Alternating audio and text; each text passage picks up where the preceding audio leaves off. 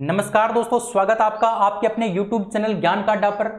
दोस्तों, जैसा कि आपको पता है, हम जनरल साइंस को स्टार्ट कर चुके हैं और जनरल साइंस में हमने एक पार्ट कर लिया है। आज हम जो पढ़ने वाले हैं वो 2 नंबर पार्ट के पढ़ने वाले हैं। 2 नंबर पार्ट के बारे में पढ़ेंगे और आज हम पढ़ने वाले हैं कोशिका के बारे में। किसके बारे में? कोशिका के बारे में। तो बात आती है कि सर हमें कल बताया नहीं सर ने कि किस प्रकार से हमें पढ़ाएंगे और कितना हाई लेवल तक पढ़ाएंगे। तो मैं आपको बता दूं, अगर आप रेलवे की तैयारी करते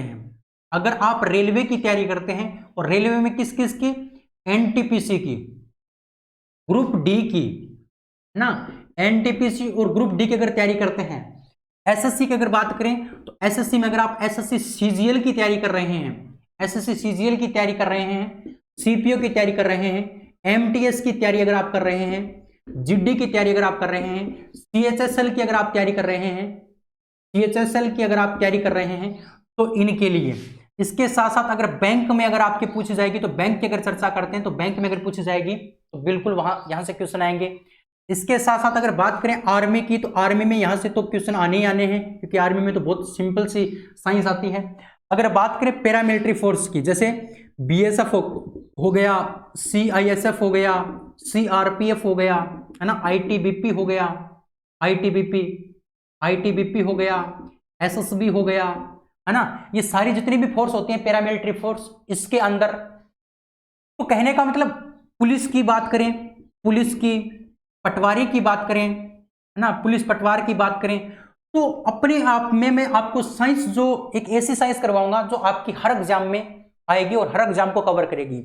मैं किसी एग्जाम को टारगेट करके आपको साइंस नहीं करवाऊंगा, मैं आपको पूरी साइंस करवाऊंगा जो आपकी हर प्रकार के एग्जाम में पूछी जाती है। एक बार अगर आप साइंस पढ़ लोगे तो बाद में आपको दोबारा कभी भी साइंस पढ़ने की आवश्यकता नहीं पड़ेगी, कहीं भी आपको पैसे देने की आवश्यकता नहीं पड़ेगी। मैं आपसे दावा करता हूं, मेरी 3 या 4 क्लास में आपको पता लग जाएगा कि मैं कैसा पढ़ाता हूं और क्या पढ़ाने वाला हूं आपको। तो पहली क्लास मैंने करवा दी, लेकिन पहली क्लास में मैंने बहुत पहले रिकॉर्ड कर ली थी, उसमें ये बातें मैं नहीं बता पाया, तो उसके लिए मैं क्षमा चाहूंगा। लेकिन इस क्लास में मैंने आपको बता दिया कि हम क्या पढ़ने वाले हैं, किस लेवल का पढ़ने वाले हैं। तो ये लेवल दोस्तों छोटा लेवल नहीं है, बहुत बड़ा लेवल है, और ये सबसे लो लेवल है। तो लो लेवल से लेकर हाई लेवल तक की साइंस हम पढ़ने वाले हैं, और उसमें हमने एक पार्ट कर लिया है। आज हम चर्चा करेंगे पार्ट नंबर 2 के बारे में। किसके बारे में चर्चा करेंगे? पार्ट नंबर 2 के बारे में चर्चा करेंगे। और पार्ट 2 की अगर चर्चा करें तो पार्ट 2 में आज हम शुरू करने जा रहे हैं कोशिका से। कहां से शुरू करने जा रहे हैं? कोशिका से शुरू करने जा रहे हैं। आज हम पढ़ने वाले हैं किसका टॉपिक? कोशिका का टॉपिक, सेल। किसकी बात करेंगे? कोशिका यानी सेल की बात करेंगे। कोशिका क्या होती है, इसके बारे में चर्चा करेंगे। पहले पार्ट में मैं आपको बेसिक जानकारी दे चुका हूं, लेकिन इस पार्ट में मैं आपको कोशिका के बारे में स्टार्ट करवा रहा हूं। हमारा पहला चैप्टर यही है, जीव विज्ञान यानी बायोलॉजी का पहला चैप्टर यही है, कोशिका। और कोशिका से हमें स्टार्ट करना पड़ेगा। कोशिका के बाद हम उत्तक, अंग तंत्र, इस प्रकार से आगे चलते जाएंगे। तो बात करते हैं कोशिका की, तो सबसे पहले बात आती है कोशिका की सर्वप्रथम खोज किसने की थी। अगर कोशिका की खोज की बात करते हैं तो कोशिका की खोज कब की गई थी?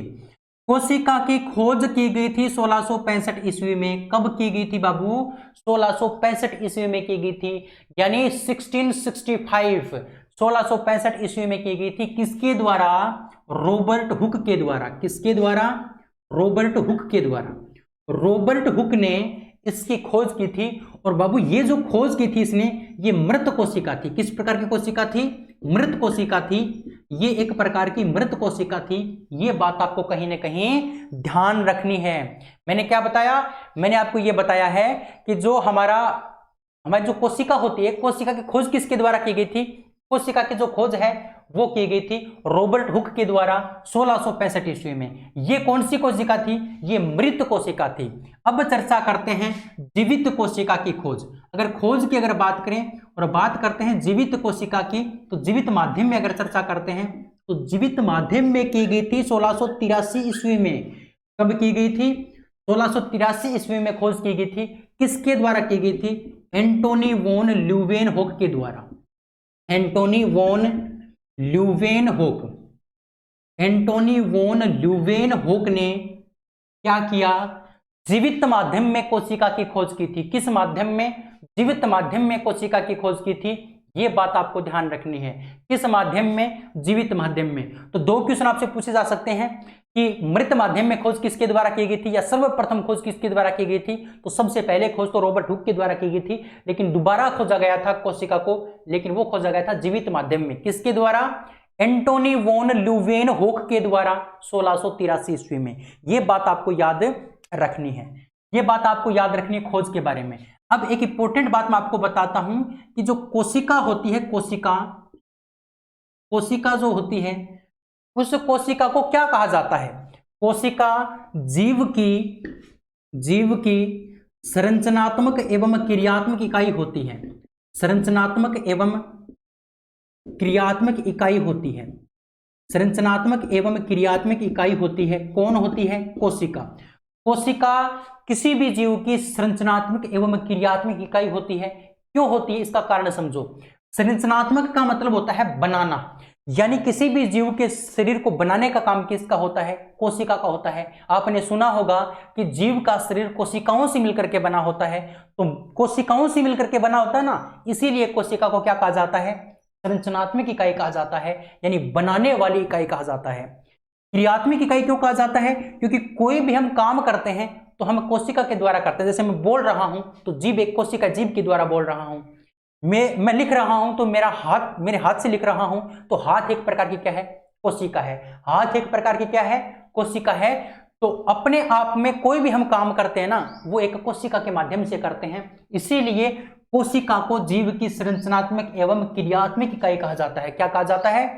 संरचनात्मक एवं क्रियात्मक इकाई कहा जाता है जीव की। किसको? कोशिका को। यह बात भी आपको कहीं ना कहीं ध्यान रखनी है। याद रहेगी बात अच्छे से? बिल्कुल रहेगी। खोज 1665 में रॉबर्ट हुक ने मृत कोशिका में, जीवित माध्यम में खोज 1683 में एंटोनी वॉन ल्यूवेनहोक ने। और कोशिका जीव की क्या होती है?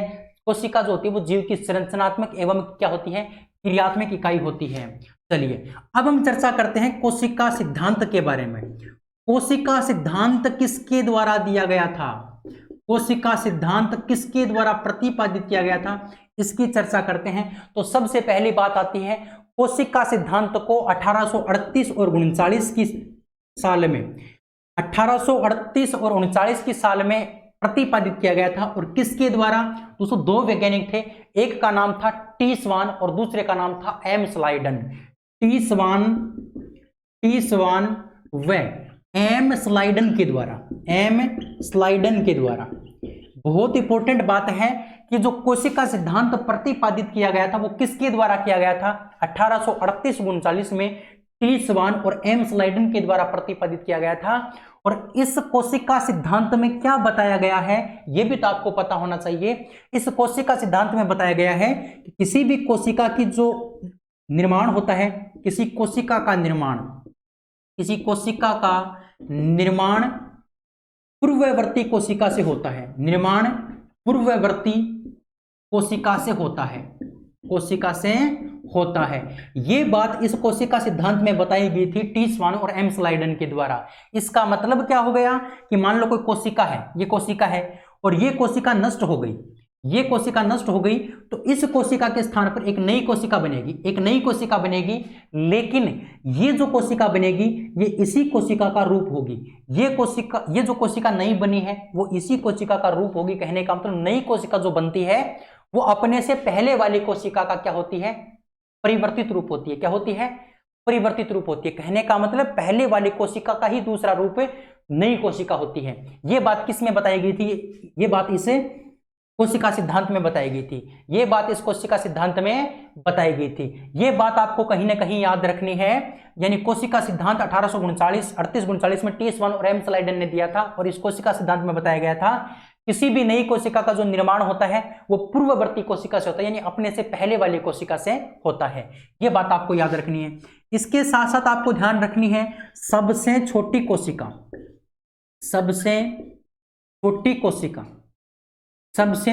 कोशिका का क्या नाम है? तो सबसे छोटी कोशिका का नाम है पीपीएलयू या फिर प्लूरोनियोनिया। इसी का दूसरा नाम है क्या है? प्लूरोनियोनिया।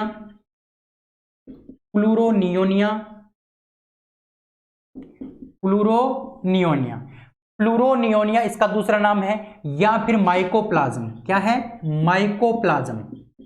माइकोप्लाज्म। ये बात भी आपको ध्यान रखनी है कि सबसे छोटी कोशिका का क्या नाम है? सबसे छोटी कोशिका का नाम है पीपीएलयू। क्या नाम है? पीपीएलयू, या फिर प्लूरोनियोनिया, या फिर माइकोप्लाज्म, या फिर माइकोप्लाज्म। तो क्वेश्चन आपको दे दे सबसे छोटी कोशिका का नाम क्या है, तो ध्यान रखना तीनों में से कौन सा भी ऑप्शन में आपको दे सकता है, और आपको अच्छे से ये बात ध्यान रखनी है, पीपीएलयू या फिर प्लूरोनियोनिया या फिर माइकोप्लाज्मा। ठीक है, बिल्कुल। बात करते हैं सबसे बड़ी कोशिका की। सबसे बड़ी कोशिका का क्या नाम है? सबसे बड़ी कोशिका, अगर सबसे बड़ी कोशिका की चर्चा करते हैं तो सबसे बड़ी कोशिका में नाम आता है शुतुरमुर्ग का अंडा। शुतुरमुर्ग का अंडा। शुतुरमुर्ग का जो अंडा होता है वो सबसे क्या होती है? बड़ी कोशिका होती है। और शुतुरमुर्ग के अंडे का आपको आकार भी पूछा जा सकता है, इसका साइज भी पूछा जा सकता है। इसका जो साइज होता है वो होता है 175 इंटू 175 इंटू 55 मिलीमीटर, है ना। 175 इंटू 55 मिलीमीटर, 175 इंटू 55 मिलीमीटर क्या होता है? इसका आकार होता है इस शुतुरमुर्ग के अंडे का, जो सबसे बड़ी कोशिका मानी गई है। सबसे बड़ी कोशिका का नाम शुतुरमुर्ग का अंडा, और सबसे छोटी कोशिका का नाम है पीपीएलयू या फिर प्लूरोनियोनिया या फिर माइकोप्लाज्मा। इतनी बात आपको याद रहेंगी। इसका आप स्क्रीनशॉट ले लीजिए, फिर हम आगे बढ़ते हैं। इसका आप स्क्रीनशॉट ले लीजिए, फिर हम आगे बढ़ते हैं। नेक्स्ट चर्चा करते हैं कोशिका के बारे में। कोशिका के बारे में जितने भी क्वेश्चन बनते हैं वो सारे क्वेश्चन मैं आपको क्लियर करवा दूंगा, चाहे छोटी एग्जाम हो चाहे बड़ी एग्जाम हो। सभी एग्जाम्स के लिए आप अच्छे से वेरी इंपॉर्टेंट तरीके से आप पढ़ने वाले हो, ये मैं आपसे दावा करता हूं। ठीक है, चलिए, बहुत अच्छा। अब हम बढ़ते हैं नेक्स्ट। अब हम चर्चा करते हैं किसके बारे में? कोशिका के बारे में। अगली बात, कोशिका के बारे में अगली चर्चा करते हैं। कोशिका के बारे में अगली चर्चा क्या है उसके ऊपर बात करते हैं। देखिए ध्यान से, अगर कोशिका की चर्चा करते हैं तो मैंने आपको सबसे छोटी कोशिका बता दी, सबसे बड़ी कोशिका बता दी, खोज किसने की और क्या होती है वो भी मैंने आपको बता दी। अब बात आती है कोशिका में सर्वाधिक मात्रा में क्या पाया जाता है। मान लो ये कोशिका है, इस कोशिका में सर्वाधिक मात्रा में क्या पाया जाएगा? तो ध्यान रखना, हमारी जो कोशिका होती है, कोशिका, उस कोशिका में सर्वाधिक मात्रा में जल पाया जाता है। क्या पाया जाता है? जल पाया जाता है। तो ये बात आपको ध्यान रखनी है। कोशिका में सर्वाधिक मात्रा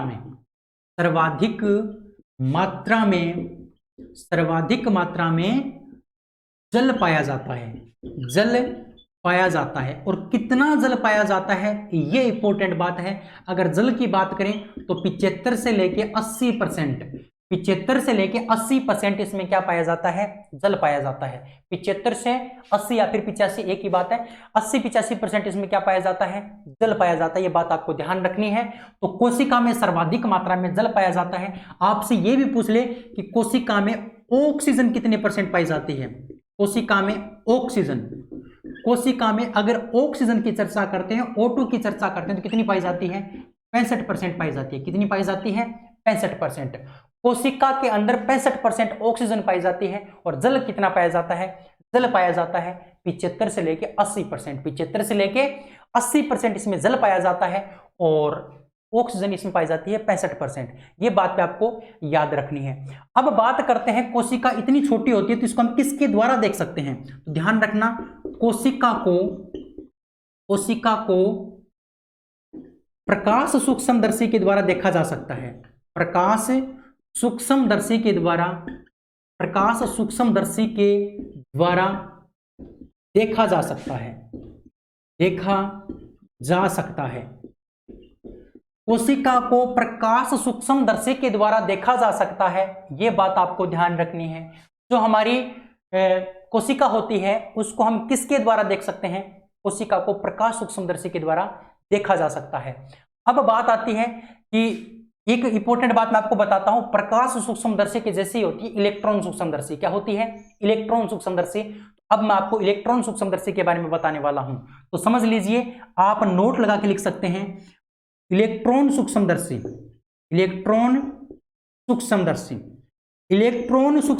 की अगर चर्चा करते हैं तो इलेक्ट्रॉन सूक्ष्मदर्शी की खोज किसने की थी? इलेक्ट्रॉन सूक्ष्मदर्शी की खोज किसने की थी?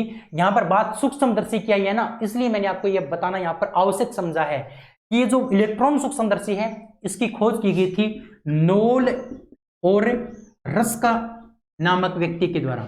नोल व रस्का नामक व्यक्ति के द्वारा इसकी क्या की गई थी? खोज की गई थी। नोल और रस्का नामक व्यक्ति के द्वारा इसकी क्या की गई थी? खोज की गई थी। यह बात आपको कहीं ना कहीं ध्यान रखनी है, नोल और रस्का नामक व्यक्ति के द्वारा। याद रहेगी अच्छे से बात?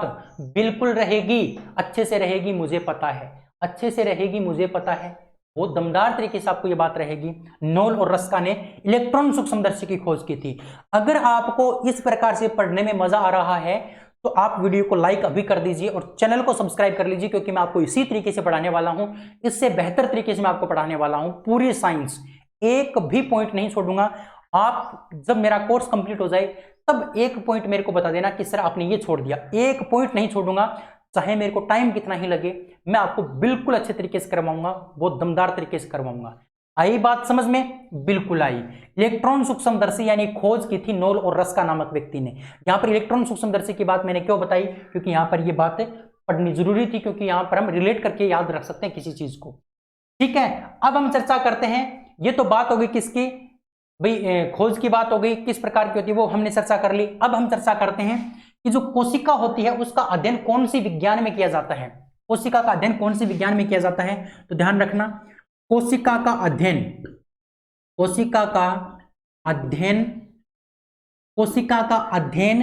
कोशिका विज्ञान में किया जाता है। किसमें किया जाता है? कोशिका विज्ञान में। और कोशिका विज्ञान को हम क्या कहते हैं? साइटोलॉजी कहते हैं। क्या कहते हैं? साइटोलॉजी। ये बात आपको कहीं ना कहीं ध्यान रखनी है कि जो कोशिका होती है उसका अध्ययन कौन सी विज्ञान में करते हैं? कोशिका विज्ञान में करते हैं। और कोशिका विज्ञान को क्या कहा जाता है? साइटोलॉजी कहा जाता है। क्या कहा जाता है? साइटोलॉजी कहा जाता है। ये बात भी आपको अच्छे से ध्यान रखनी है, ये बात भी आपको अच्छे से ध्यान रखनी है और यह बात आपको याद भी रहेगी। अब हम चर्चा करते हैं कोशिका के कितने भाग होते हैं। अगर कोशिका की चर्चा करते हैं तो कोशिका के दो भाग होते हैं। कितने भाग होते हैं? दो भाग। कोशिका के भाग। अब कोशिका के कितने भाग होते हैं? दो भाग होते हैं। और कौन कौन से दो भाग होते हैं उनकी चर्चा करते हैं। एक तो होता है कोशिका भित्ति और दूसरा होता है जीव द्रव्य। एक है कोशिका भित्ति और दूसरा है जीव द्रव्य। दूसरा क्या है? जीव द्रव्य। कोशिका भित्ति और जीव द्रव्य, ये दो भाग होते हैं कोशिका के। अब इनके बारे में चर्चा करेंगे। देखिए, मैंने आपको कोशिका क्या होती है वो बता दिया, उम्मीद करता हूं आपको समझ में भी आया होगा, उम्मीद करता हूं ये बात आपको समझ में भी आई होगी। लेकिन अब हम चर्चा करेंगे कोशिका भित्ति क्या होती है और जीव द्रव्य क्या होता है। कोशिका भित्ति क्या होती है और जीव द्रव्य क्या होता है, इसके बारे में चर्चा करते हैं। इसका आप स्क्रीनशॉट ले लीजिए, फिर हम आगे बढ़ते हैं। बिल्कुल आपने अच्छे से इसका स्क्रीनशॉट ले लिया होगा। चलिए अब हम चर्चा करते हैं किसके बारे में? अब हम चर्चा करते हैं इसके बारे में, कोशिका भित्ति के बारे में। कोशिका भित्ति क्या होती है उसके बारे में चर्चा करते हैं। चलिए, कोशिका भित्ति, हेडिंग लगा लीजिए, कोशिका भित्ति। एक नंबर है कोशिका भित्ति। कोशिका भित्ति, देखिए कोशिका भित्ति होती क्या है? भित्ति का मतलब दीवार। अब दीवार क्या होती है? दीवार तो चारों ओर होती है। भाई हमारा घर है, समझ के देखो, हमारा घर है तो दीवार कहां मिलेगी? मेन दीवार कहां पर मिलेगी? हमारे घर के चारों ओर मिलेगी ना। तो वही बात यहां पर है। जो कोशिका का जो बाहर का आवरण है, कोशिका का जो बाहरी आवरण है उसको हम क्या कहते हैं? कोशिका भित्ति कहते हैं। क्या कहते हैं? कोशिका भित्ति कहते हैं। तो ध्यान रखना, कोशिका का बाहरी आवरण, कोशिका का बाहरी आवरण, कोशिका का बाहरी आवरण क्या होता है? कोशिका भित्ति कहलाता है। कोशिका के चारों ओर का जो बाहर का जो आवरण होता है, लास्ट और लास्ट का आवरण, उस परत को हम क्या बोलते हैं?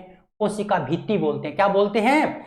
कोशिका भित्ति बोलते हैं। इसके साथ साथ मैं आपको बता दूं, कोशिका जो भित्ति होती है वो केवल वनस्पति कोशिका में पाई जाती है। केवल वनस्पति कोशिका में पाई जाती है। केवल वनस्पति कोशिका में पाई जाती है। यानी कहने का मतलब ये जीव जंतुओं में कोशिका भित्ति नहीं, मतलब जीवों में यह है कोशिका भित्ति नहीं पाई जाती, ये जंतुओं ये उसमें पाई जाती है। कहने का मतलब पादपों में। किस में पाई जाती है? पादपों में। पौधों के अंदर कोशिका भित्ति पाई जाती है, ये जंतुओं में ये कोशिका भित्ति नहीं पाई जाती। ये बात आपको ध्यान रखनी है बाबू अच्छे से।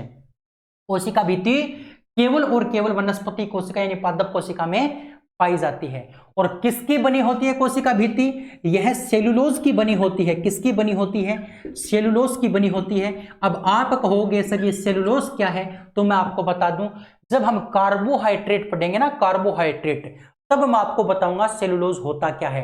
कार्बोहाइड्रेट का एक प्रकार होता है सेलुलोज, उसी सेलुलोज की बनी होती है कोशिका भित्ति। सेलुलोज की बनी होती है कौन? कोशिका भित्ति। कौन बनी होती है? कोशिका भित्ति बनी होती है।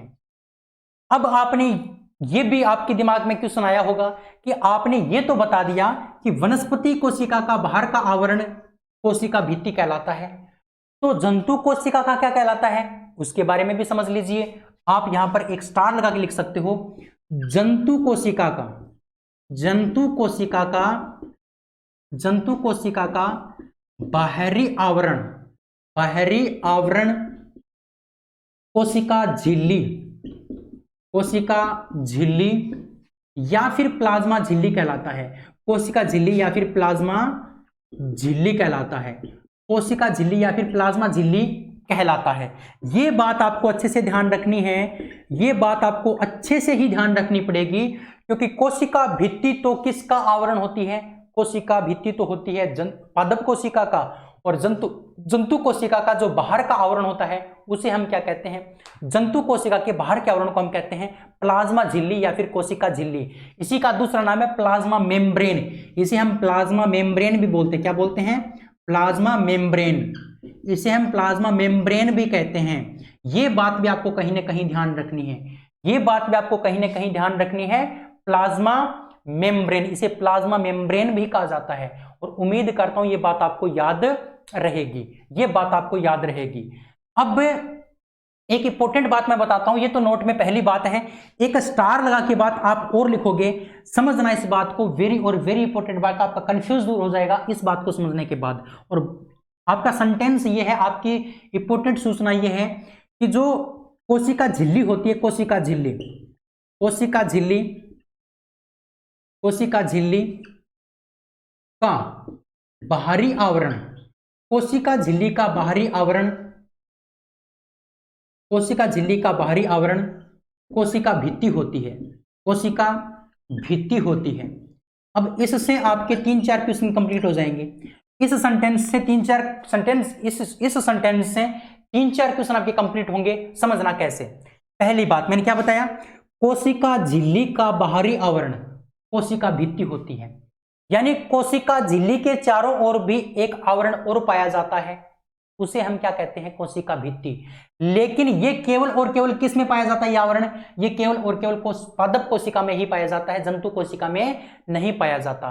कहने का मतलब इस सेंटेंस से आपको क्वेश्चन नंबर 1 याद रखना है। पहला क्वेश्चन कि पादप कोशिका में, पादप या फिर वनस्पति कोशिका में, पादप कोशिका में, पादप कोशिका में कोशिका झिल्ली, कोशिका झिल्ली व कोशिका झिल्ली व प्लाज्मा झिल्ली, कोशिका झिल्ली या फिर व कोशिका भित्ति, कोशिका झिल्ली व कोशिका भित्ति दोनों पाई जाती हैं।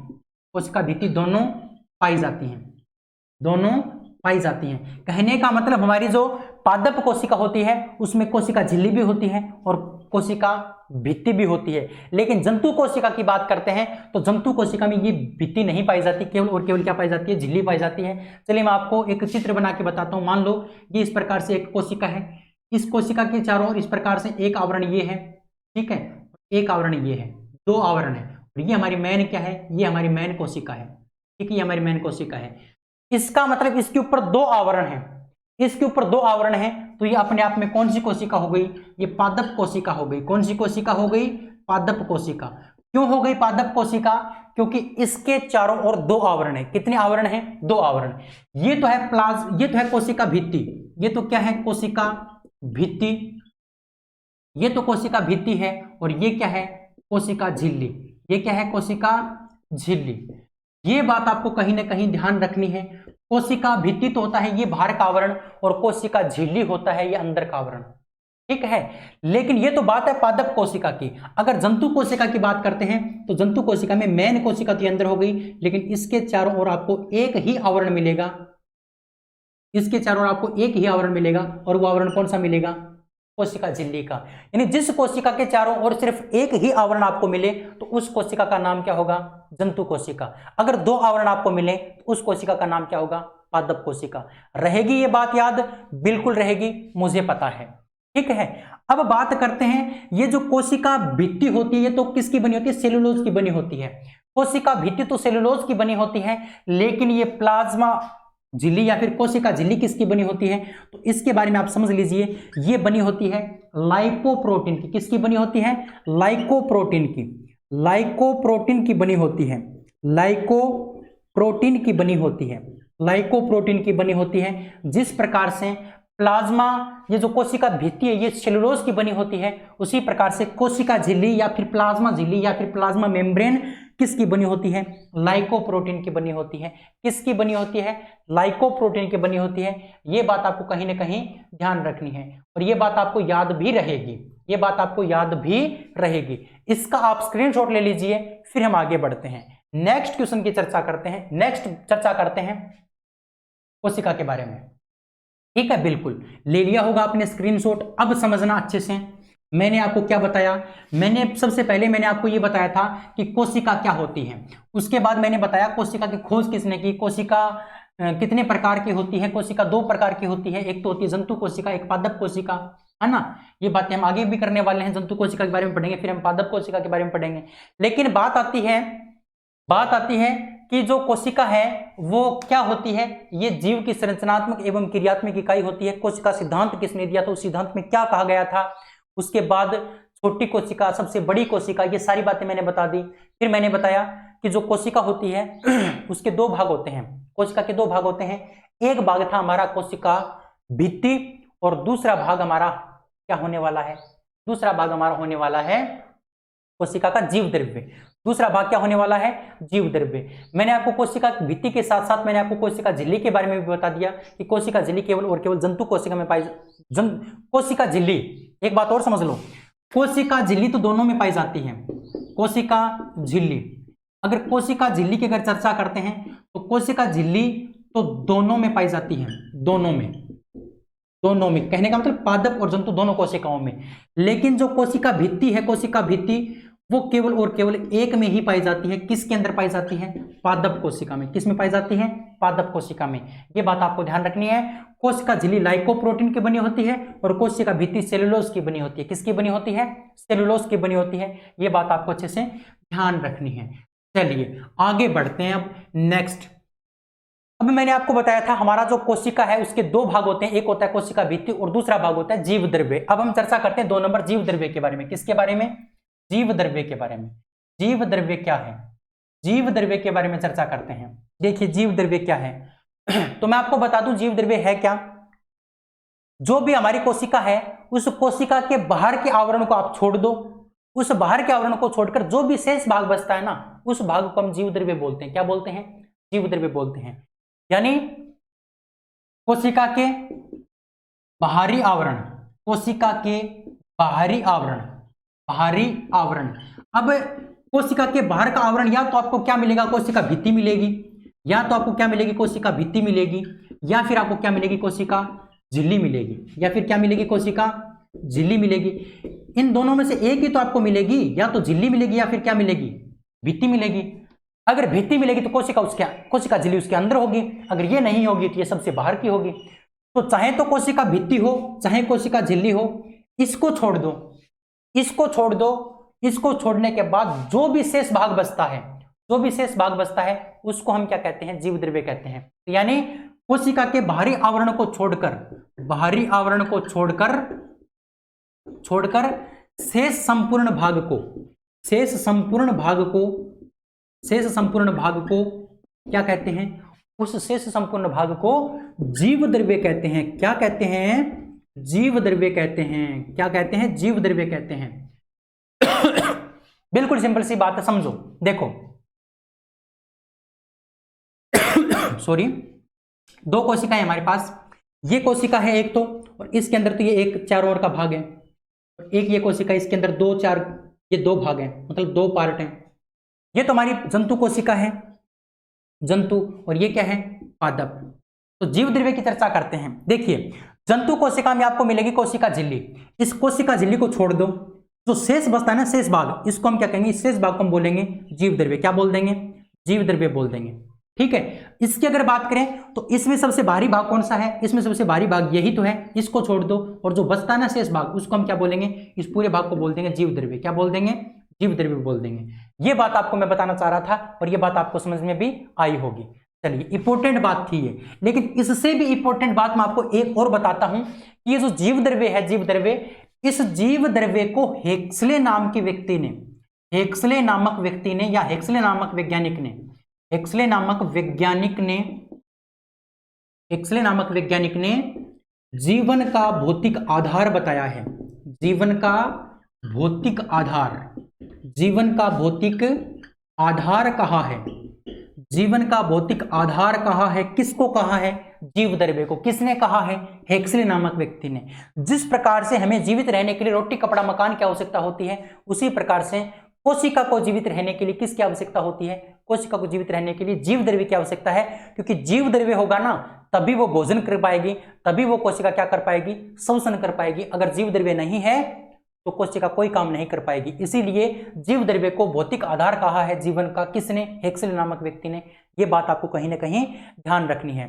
बात करते हैं जीव द्रव्य के बारे में, तो जीव द्रव्य के दो भाग होते हैं। जीव द्रव्य के कितने भाग होते हैं, दो भाग। और जीव द्रव्य के दो भाग कौन कौन से होते हैं, उनकी चर्चा करते हैं दोस्तों। एक तो है कोशिका द्रव्य, पहला तो है कोशिका द्रव्य, कोशिका द्रव्य, और दूसरा है केंद्रक। पहला कोशिका द्रव्य और दूसरा क्या है, केंद्रक। ये दो हमारे क्या होते हैं, कोशिका के भाग, जीव द्रव्य के भाग होते हैं। किसके भाग होते हैं, जीव द्रव्य के।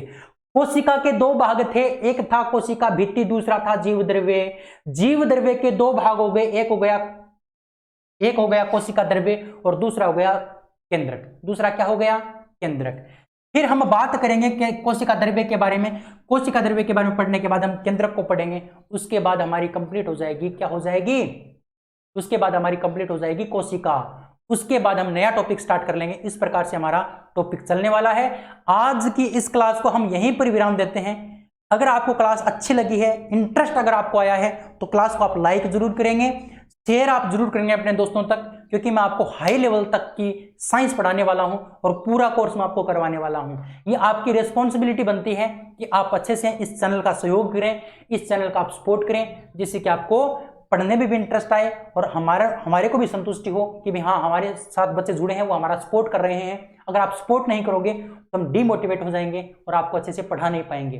अगर आपको इसी अंदाज में, इसी लय में अगर आपको पढ़ना है, अगर कोई सुधार करना है तो मेरे को कमेंट करके बता सकते हो। लेकिन अगर आपको इसी प्रकार से पढ़ना है तो आप इस ज्ञान का अड्डा यूट्यूब चैनल को आप सब्सक्राइब करेंगे, बेल आइकन को प्रेस करेंगे, और आगे आने वाले जो वीडियो हैं उनके लिए आप बेल आइकन को प्रेस करेंगे। और आप हमें फेसबुक, इंस्टाग्राम और टेलीग्राम पर भी फॉलो कर सकते हैं, जिसका लिंक वीडियो के डिस्क्रिप्शन में दिया गया है, या आप सर्च कर सकते हैं ज्ञान का अड्डा टेलीग्राम के ऊपर। आपको हमारा टेलीग्राम चैनल मिलेगा, उसको ज्वाइन कर लेना, क्योंकि वहां पर मैं आपको इस क्लास की PDF देने वाला हूं। ठीक है, चलिए आज की क्लास को यहीं पर विराम देंगे। थैंक यू, धन्यवाद वीडियो को अंत तक देखने के लिए। लव यू सभी को। अगली वीडियो में फिर मिलते हैं एक नए अंदाज में, इसी अंदाज में, और बहुत अच्छे से हम आगे का चैप्टर करने वाले हैं। Thank you, bye bye.